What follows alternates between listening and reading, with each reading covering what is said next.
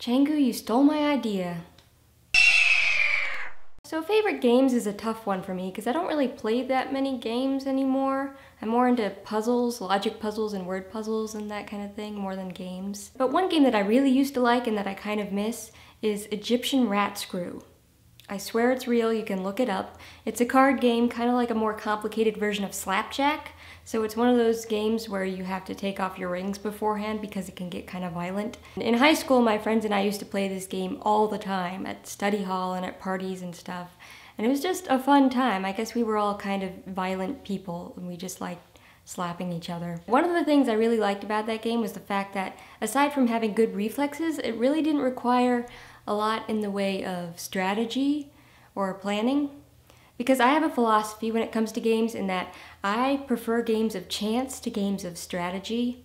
And I tend to like the mechanics of games more than the actual games themselves. For instance, nobody's talked about sports yet, but my favorite sport is tennis. And I actually have this varsity letter to prove that I was once considered a legitimate athlete.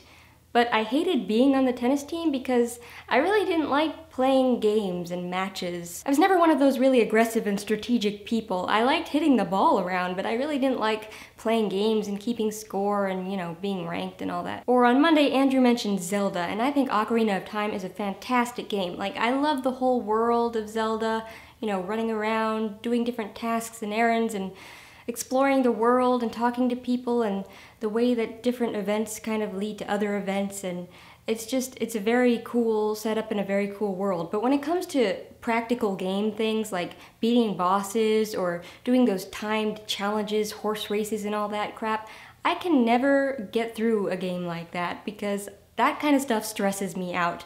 Like when I used to play Ocarina of Time as a kid, I'd always make my brother beat those parts for me because I don't like those kinds of things. You know, if I could just run around in Hyrule all day and just kick chickens and run around zombies, then I'd be cool. So that was a long-winded non-answer to a pretty simple question. So now on to the Minute to Win It challenge. Like I said before, Changu stole my idea of doing the spoon frog challenge, but I'm gonna do it too because it's the one I can most reasonably do, given the materials I have. Okay, I got my spoons, and I also got my cups. I don't need this aggravation, however, I do need the money. Funny because it's true. A Smurf Have a Happy Day cup, and in honor of Steve Jobs, this Apple mug here. So let's do this thing.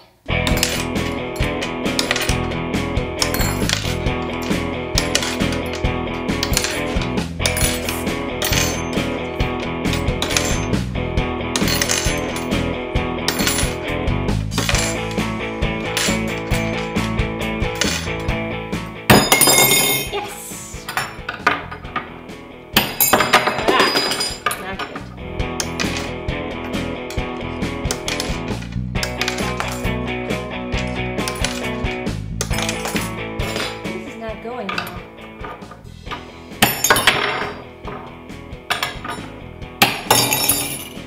Woo.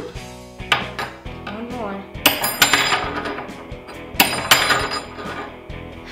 Well, I got 2 in, which is not too shabby, I guess. That was noisy and annoying. So we'll call this a partial success. That's freaking hard though. Spoons flying everywhere. Okay, well, remember to like and favorite and leave video responses of you doing some of these crazy challenges. And, you know, I'll see you next time. Hipster chicken, peace out. Bye. That was lame.